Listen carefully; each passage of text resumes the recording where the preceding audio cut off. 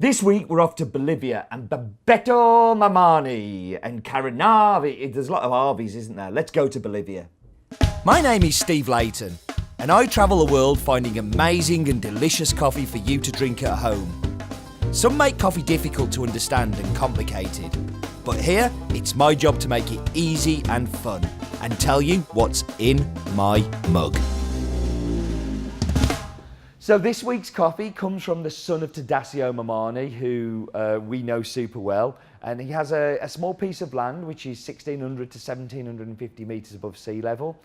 He plants mainly red and yellow Typica with a little bit of Caturra and Catayi.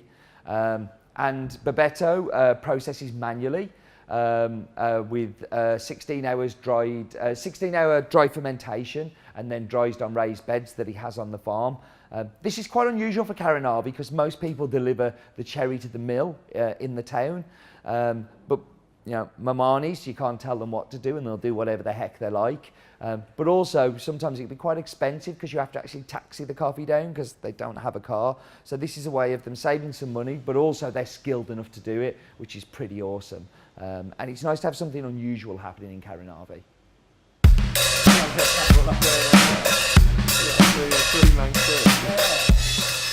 So we're doing snozzer in the bowl this week. One of my favourite parts. I love smelling coffee. I could do this all the time. And if you don't do this at home, why not? You grind the coffee and it has these amazing aromatics. Why you wouldn't do it, I have no idea. But you should make it part of your routine.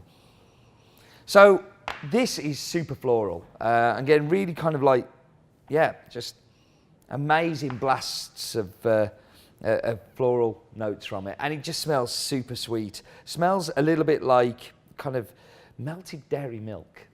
That's an odd descriptor, I know, but it just smelled, well, hey, I know what melted dairy milk smells like. They're in my pocket a lot and go smushy. But another one that's really, really makes me excited to taste it. And that's what smelling does. It makes you excited to actually get it brewing. So welcome to geography, Steve. I'm really good at geography. I'm only good at it because I've been to lots of the places. So Bolivia is here, and it's surrounded by Brazil there, and then you've also got Peru, and then you've got Paraguay here, you've got Argentina here, and you have Chile here. So landlocked country makes it really difficult to get shipments out of there. As I've talked about in the past, everything goes through Santiago in Chile, and quite often at the border, when Chile's fallen out with Bolivia, which seems to be every couple of weeks or so, they close the border down or they slow down things coming through, and it creates a real problem for the shipments getting out. From Santiago, they go up through the Panama Canal and they come across. They generally stop in places like Antwerp and then unload containers that they have on there and then carry on across the channel, the English Channel, to get across to either Tilbury or to London Port, which is a new port opened about 4 or 5 years ago, which is increasing more, taking more and more of that traffic. It traditionally just used to be Tilbury. Bolivia has a population around about 9-10 million people. Many of them live in quite a lot of poverty. It is a place that Evo Morales, the president, has isolated as a country and doesn't really have a great deal of interaction with countries outside of its own, although that has been changing in recent years, and you've definitely seen a changing attitude towards the outside world. A president of Bolivia is only allowed to be president for 2 years. Evo decided to change that to 3 years because he wanted another term, and he's just changed it to 4 years as well, so he's hanging around a lot longer than you would expect him to. That typically is the behaviour of somebody who is a dictator much more than a president, and I think it's fair to say that in the past he's definitely acted that way. But as I say, there has been some changes in his approach to international relations in recent years. That's my little bit of geography of Bolivia. So I'm excited to drink this one. I love Bolivia, but I love the Mamanis particularly. They're just a cool family and love playing football as well.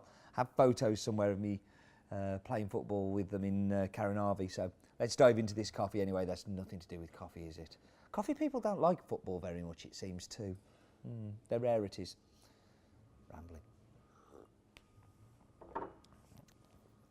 So this is super clean, like really, really, really transparent. You get all of the flavours kind of very clear coming through. I get a little bit of papaya, I get a little bit of pomegranate, I get a bunch of flowers, and I get sweetness that's kind of like that milk chocolatey kind of, but it's very delicate. It's not dominant at all. The papaya is probably the most dominant part of this cup, and it is, as always, delicious. Chemex is just such a good way of brewing coffees like this because it really is adds that transparency and cleanliness because of the papers being so thick. They tend to take a lot of the dirty flavours out. Thank you for joining me. I hope you've enjoyed this week's episode as much as I have. And do remember, life is too short for bad coffee.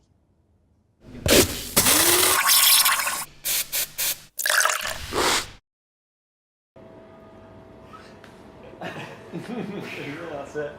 Boom!